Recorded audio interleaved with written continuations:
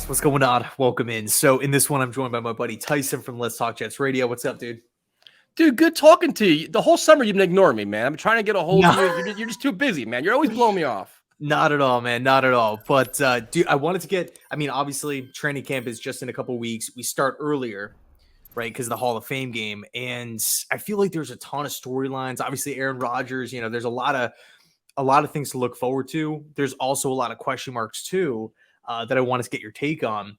But really the first thing that I'm just really curious and kind of anxious to hear your response with is the whole running back situation. Dalvin Cook, will Breece Hall be ready? Obviously, nobody's a doctor here. We don't know if he is going to be 100%, but with Dalvin out there and he's like interacting with Jets fans on social media, and we got like reporters left and right from different companies linking the Jets to Dalvin. What is kind of your take on that? Like, do you want it to happen? Are you against it? Would you rather use the money elsewhere? What's your take? First of all, I don't want to rush Breece Hall back, man. Like, it's great to see him active and doing all these drills, sideline to sideline, all this mobility. But like, the most important thing is to have him fresh and ready at 100% in December, in January. I'm thinking playoffs, make a run at the AFC East.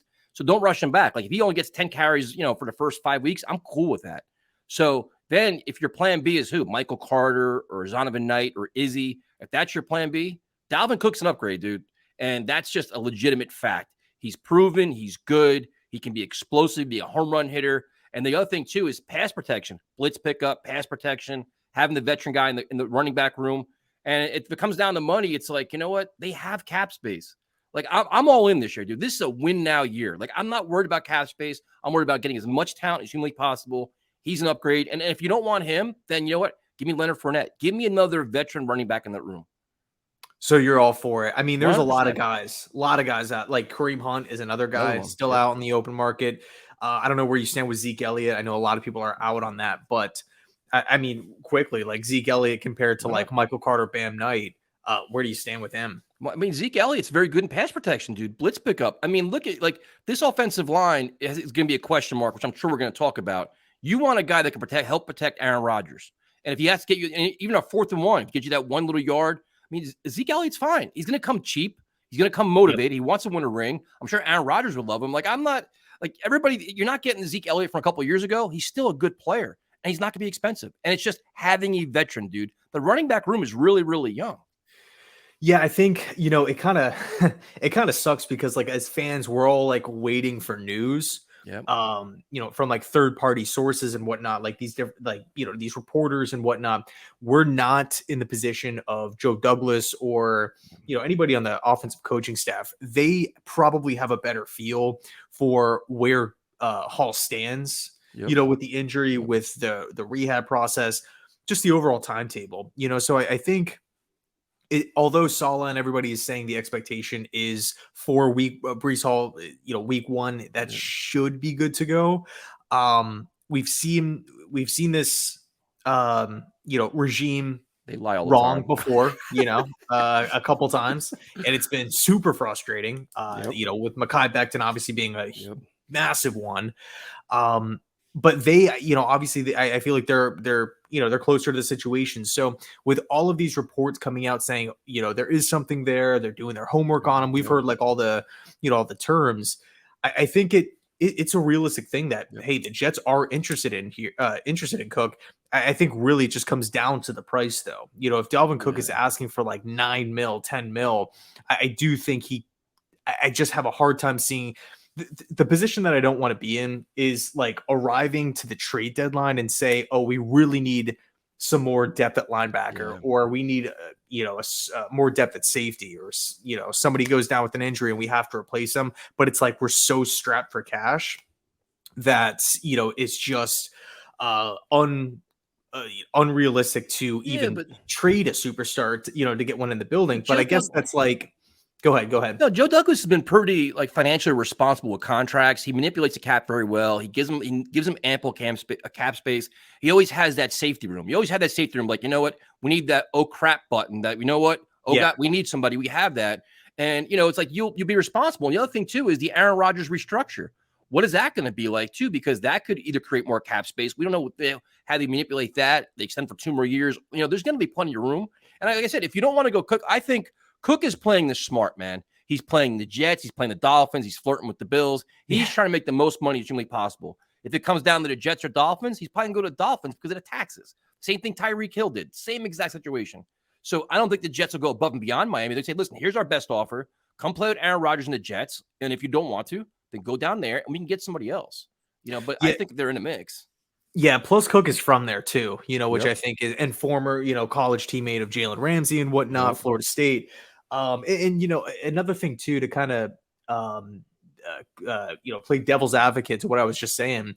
The one question I keep coming back to, or a statement rather, is like, why worry about, 8 weeks from now and a possible like trade deadline or having flexibility literally 3, 4, 5 months down the line, as opposed to a potential problem right now, which is, the not having enough running back talent or depth to start the season out, where, let's not sugarcoat it. The Jets are playing some great teams, and the Bills and the Chiefs. And I think Dallas is going to be a playoff team this year. I mean, we got Philly early on, I believe. It's going to be tough. So it's just like load the team up, get as much talent as possible. But man, the whole, I don't know. I think DeAndre Hopkins is one thing, that just, the ship has sailed on that. There was like a little bit of buzz, like in the first like 48 hours after he was released from Arizona, but that's not going to happen. But this whole Dalvin Cook thing, I feel like with every passing day, it's just like we're inching a little bit closer, a little bit closer. But yeah, you referenced the offensive line before. It's interesting because, we're talking about the Jets and the Super Bowl, AFC Championship, Aaron Rodgers, obviously not a lot of time left. Not a lot of gas left in the tank for like 5-6 years. We have to maximize this window. It's a little weird to go into the season not really knowing the exact starting offensive line. Like one position up in the air is okay, but we have multiple I guess holes would be the wrong term, multiple question marks on the O-line. Like we don't know who's going to be starting where. Obviously Lakin is going to be starting, AVT is going to be starting. I think we have a good problem at center where it's like Tippmann or McGovern. I feel good about both, but overall thoughts on the O-line. To me, it's a concern, man, because there's a lot of unknowns. You have Dwayne Brown coming off an injury. I think Dwayne Brown will be the left tackle. I think that's just a foregone conclusion.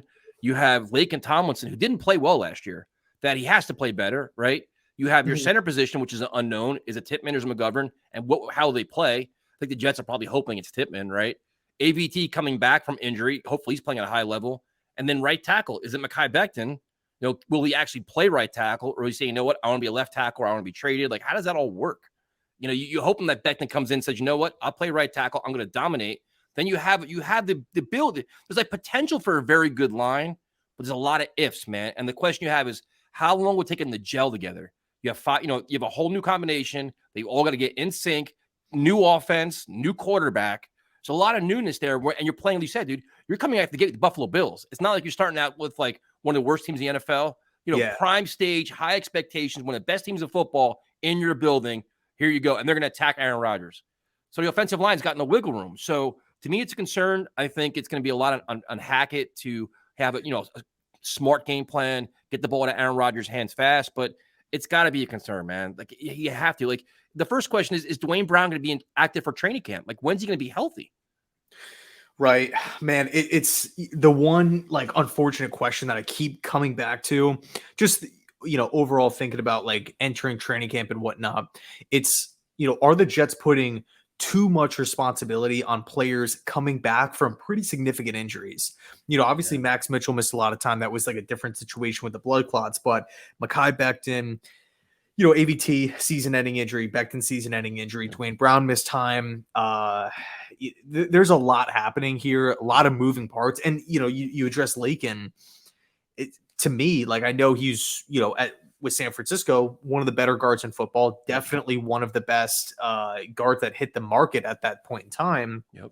And he's getting paid a ton. Yep. I need to see more. Like I really, 100%. Really want to see more given what he's being paid. It's one thing if it was a cheap 1-year contract, veteran minimum deal, but he's on a massive contract for his position. We need to put the most talent out on the field possible. I don't want to be entering the regular season with like looming question marks or just like, having my fingers crossed the entire, every single Sunday. It's like, hey, if one guy, hopefully all these guys can stay healthy, because if we lose one, it's like the floodgates open and now we have like a million other Yeah, I mean, issues to kind of worry about. the other thing is, But the one thing you give Joe Douglas credit for is they have improved depth. They have more depth than years past. I mean, I think they learned their lesson last year. But to your point, the one thing you don't want is them not practicing together as a unit in the last week of training camp or last week of preseason. Like, you want it at some point, all five need to be on the field together, talking about this offense, working out their signals, and get everything on the same page. Because last year that wasn't the case. It was like everybody's getting hurt, you're mixing around. Like, you kind of want to get them all like in sync, and especially like with Tippmann. Like, I think Tippmann's gonna be the starter. I do, and I'm me excited too. about it. He's physical, he's young, he's aggressive, he can move. Apparently, he's a great communicator, a great locker room guy. Like, that's what you want. That's your anchor, and that's a good, and he's kind of aggressive too, which you need, because McGovern's not that. So there's potential there. You got a new line coach. I think it's good. Like I'm excited, man. Like, I'm not like literally worried about it, but if you had to say going into the season, the offensive line is your biggest thing you're scared about, because you don't want Aaron Rodgers getting teed off on, or you can't run the football. For sure. Yeah, no, and you brought up Tippmann, and he was like my favorite draft pick that the Jets, made. I think he's going to come in and be literally a building block for the future. Yeah. Somebody that you can count on year in, year out. This guy, we center, we're totally fine. Yep. No worries there. And what's interesting too is, like, if you look at some of the top centers in recent drafts, whether it's like a Creed Humphrey with the Chiefs, Linderbaum last season with the Ravens, Bradbury with the Vikings, like, these guys pan out. If you have a lot of production in like a conference like the Big Ten, school known for pumping out offensive linemen, and he's being drafted to an NFL team that runs a scheme that he fits, I think, the sky's the limit for Tippmann. AVT and Tippmann are like my two, like, those are my guys on the O-line. Yeah. Talk about what you're most excited for going into training camp, like a positional battle, a potential storyline. I mean, the Jets offense is just exciting, man. Like, we literally have a quarterback that lets you win every week. We're going to see things day in and day out of practice or in games that we've never seen before. And then you have playmakers. Like, this is the first time in a long time. Like, I've been doing this stuff for a while, dude, this Jet stuff, content stuff. And it's like, we have to make up things sometimes. Like, oh, this guy is really good. And we're like, yeah, maybe he's not. The Jets have legitimate game-breaking elite talent at several positions. When was the last time we could say that? I mean, Sauce Gardner, Garrett Wilson, Quinnen Williams, Aaron Rodgers, like Breece Hall. Like, it's game-breaking talent. So to me, the most interesting thing is going to be the offense and how they spread the ball around. What happens with Hardman? How they use him? What happens with Lazard? Is Corey Davis still going to be here? Is he actually a piece of the puzzle? How do they use the tight ends? You know what I mean? Like, the tight end position is going to be interesting. I'm excited about the offense, dude. I think the defense is going to be good. Like, the pass rush will be relentless. There's, the Jets go like 5 deep in pass rushers. Yeah. For a decade, we didn't have like one. Now we have like 5. But to me, it's just the development of the offense and watching Aaron Rodgers emerge as a leader. Like, he's holding everybody accountable, right? Like, that's exciting, man.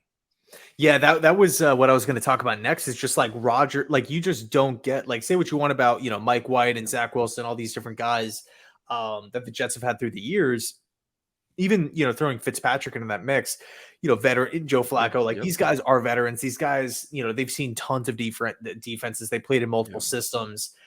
But Aaron Rodgers is, like, if you're a wide receiver out there, if you're if you're Tippmann, right, if you're a young guy coming in, and Rodgers, like, has tips for you or has some advice, it's like all ears. You know what I mean? Like, I really feel like he's going to do so much for the younger players on the team, and even defensive members too.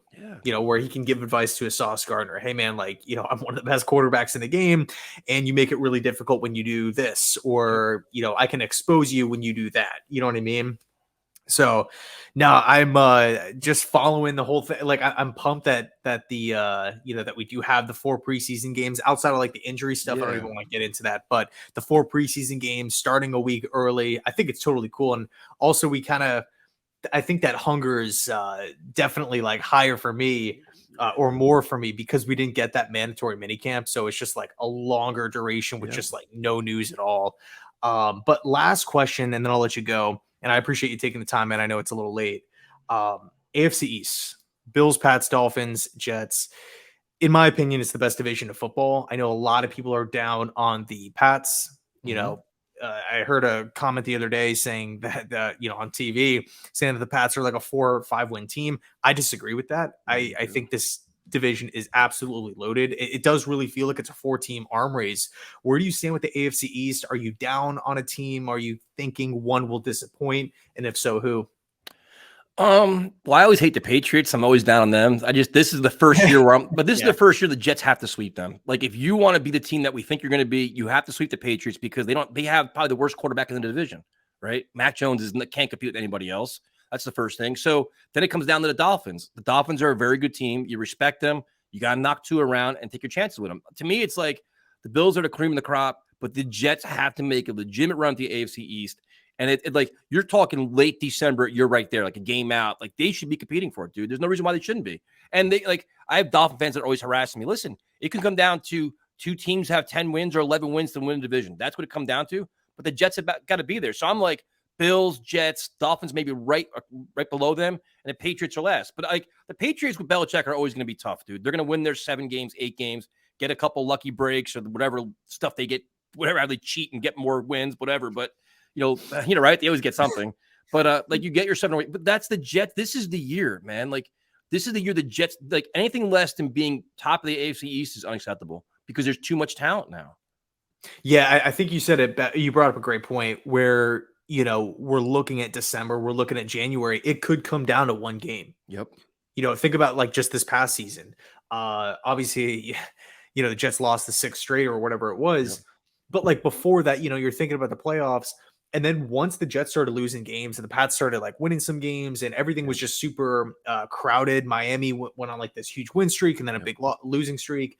Everything was crowded, right? It was like a game in, game out thing. Yep. And that's why it's so important that like Joe Douglas has to make sure that we have the depth, right? When Clark went down with an injury, with the ACL, I don't even know how it happened. Yep. He quickly pivoted and brought in Amos. And like, that's a move where, it's one of my favorite moves of the offseason because it was just like he acted swiftly. Hey, we're not going to just sit on our hands and do nothing, rest on our laurels and say, oh, well, we got Rodgers. Yep. It's just like, no, we went out and we lose a player that we thought we expected to have a big role within the, in the defense. We lose him for the entire year. Okay, let's go get a solid starter. Let's go give him the 1 year. I think it was $4 million. So, load the team up with talent, load the team up with depth. Any last words? Yeah, I got a question for you. So you're the celebrity here, man. I got to ask you a question now. So going into this though with the AFC East, do you have any concerns about Saleh? Because now this year is the year with tremendous amount of expectations from the fans. The media is going to be all over it. And now you're going to be under the radar where it's like, listen, this late game time management, game management, like if we're talking about the AFC East, you can't have blunders. You have to go toe-to-toe McDermott or McDaniel or Andy Reid or Zach Taylor, whoever it is. Do you have any concerns about Saleh? I would be lying if I said like, oh yeah, he's on the same level as Andy Reid. I have no doubts that he's, going to lead us to like a 15-win season. Like there were some things last year that like just frankly really pissed me off. Like I felt like at times that we were just really undisciplined. We could look at like roughing the passer calls, just penalties, losing that game in New England on a punt return. In the last play of the game, it's just like the one thing that can't happen there is a punt return for a touchdown. And that's like exactly what happened. Of course, Saleh's not on the field. He's not, hitting the quarterback late. He's not, making the mistakes himself. But if it's something that happens over and over and over again, and I'm not saying it does happen weekly, but it's happened enough to where I have a little bit of pause where I say, and like the list goes on too, whether you want to talk about like just giving the offense complete control to Mike LaFleur week in, week out when things weren't going well. It's just like, I just feel like Saleh there's no input on the quarterback position. There's no input offensively. Maybe we should try this. Maybe we should do that. It seemed like he didn't want to get rid of LaFleur, and that's fine. But with wanting to keep Mike LaFleur, you're also, to me, saying that, yes, we have optimism that we're going to turn it around offensively, but at the same time, it's like we're okay doing the same thing over and over and over 100%. Again, and clearly it's not working. To finish the season on a 6-game losing streak, losing winnable games, I felt like for like a good 3-week stretch, we were like, this is a must win for the playoffs. And we had like another team blow a game. And it's just like, wow, we lost, but this team also lost. So we're still kind of in it, and we lose again. And then something else crazy would happen. It's just like, okay, well, we're still in it, lose again. Yep. And that stuff to me, like ultimately it boils down to the head coach. So I think with Joe Douglas obviously going out and getting Rodgers, it's like, all right, if Saleh doesn't really have that much to provide as far as like quarterback expertise, offensive expertise, it's just like, well, here's one of the best in the game. Here's a veteran quarterback that knows how to attack pretty much every defense, that he's going to see next season. Hopefully that'll take some of the load off of the offensive stress, if you will. Now the penalties, that's a problem in and of itself. Only time will tell. There's really not much that I can, I can try to project stats and wins and this and that, but it's just like, I have no idea how the team is going to be as far as like the overall discipline is concerned. But I think, having the Super Bowl expectations and, having a guy like Rodgers and cleaning out the offensive staff and bringing a bunch of new guys in, it does show it shows a sense of urgency. Like, hey, we weren't okay with how last season unfolded, and we needed to make these necessary changes. Yeah, I think the addition of Hackett helps a lot with just game management, time management. It's like a veteran guy. Like LaFleur was sitting next to Saleh. LaFleur is just trying to figure out his job, dude, let alone trying to figure out a game plan and time. Like now you have Hackett, tremendous amount of experience. Aaron Rodgers, tremendous amount of experience. They can hold everybody accountable even more so now. It's like a lot more veteran leadership, a lot more mentorship. And that's going to make Saleh a better head coach, I think, too, because they're like, listen, man, not really sure what you're doing here, but we can't be punting here or like whatever. Let's hurry up. Like Aaron Rodgers, like a coach on the field, right? Listen, we're going to go hurry up now. We got to speed things up. It takes a lot out of Saleh's hands where now it's like he can be more focused on the defense and say, listen, why aren't we blitzing here? I think it's going to make him a better coach, but he's got a lot to prove, man, because now it's like there are no excuses where you have so much talent and a Hall of Fame quarterback. You've got to win now. You've lost all your wiggle room. Yeah. I mean, like thinking about last season and whatnot, like there is, say what you want about Saleh, the good and the bad, whether you like him or you don't, like he had legitimate excuses or reasons to fallbacks, right? To say like, okay, well, we did lose the 6th straight, or, we started strong and we did have a bunch of injuries, or, Zach Wilson isn't the guy. Part of that I do feel like is on the coaching staff, right? Because at the end of the day, you have to be able to develop the quarterback, the player that you just selected with the 2nd overall pick. There has to be like that conviction there. And looking back, it just doesn't really seem like, and it kind of mirrors the situation that I feel like Houston is in this year. Rookie head coach, funny enough, coming in from San Francisco, former DC, young offensive coordinator, rookie quarterback, 2nd overall, projected to start. I don't know. It's just like so much youth all around. There's of course going to be a learning curve. There's going to be mistakes along the way. But as we all know, it's the NFL. It's not, it's not a high school team, right? You don't have a lot of time. You get like, to me, like 3 years, like tops to like if there's like a ton of question marks after the season, or if there's like I'm not going to even, I don't even want to talk about it, but if the Jets finish missing out in the playoffs or whatever it is, then I think ultimately it will come back on Saleh. But like I said, I don't even want to go there. I'm thinking playoffs, man. I'm thinking Super Bowl. Yeah, no, this is probably the most exciting time as a Jet fan in a decade or not more. It's exciting, and it's like I came for training camp, dude. Like I want to go, I want to be there. Like I want news. You want to get Quan signed, you want to get Quentin Williams done, all these great things. There's a lot of excitement. But it's like as the season plays out, there's a pressure on everybody, man. Like there's, like you said, Saleh's first year was a redshirt year. We watched the team play like garbage, make mistakes, fine. Last year, they started winning. We're like, oh, this is great. They completely melt down. You're like, this is unacceptable. Now it's like, all right, year 3, all your wiggle room's gone. All the talent's here. Just win football games. Like just win. Find ways to win. And the one thing I don't want to talk, like we're already getting it now. Oh, this schedule's so tough. I don't care about the schedule, dude. Find ways to win football games. You have Aaron Rodgers. Like you use a scheduling excuse when Zach Wilson's your quarterback, right? You have Aaron Rodgers and Garrett Wilson, man. Like Breece Hall. Like this team can go toe to toe with anybody. Don't start justifying losses already. Like expect more out of them, right?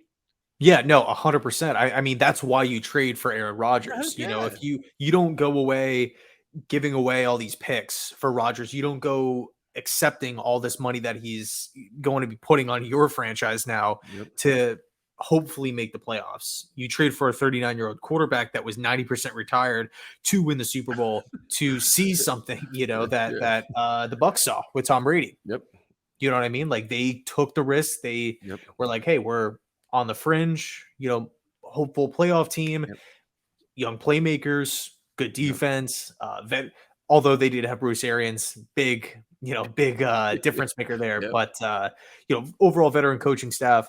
And again, they took the risk, and it freaking paid off. Crazy. Absolutely wild that it did, especially in year one too.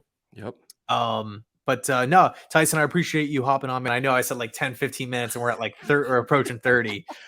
So I appreciate it, dude. No, it's always fun talking with you, man. I'm excited, man. Aaron Rodgers, the Jets. I'm sure we'll get together again. Sure, during the training camp and do like a season preview. Oh yeah. But dude, this is all. Thank you for having me on, man. It's always, we could talk forever, dude. This is fun.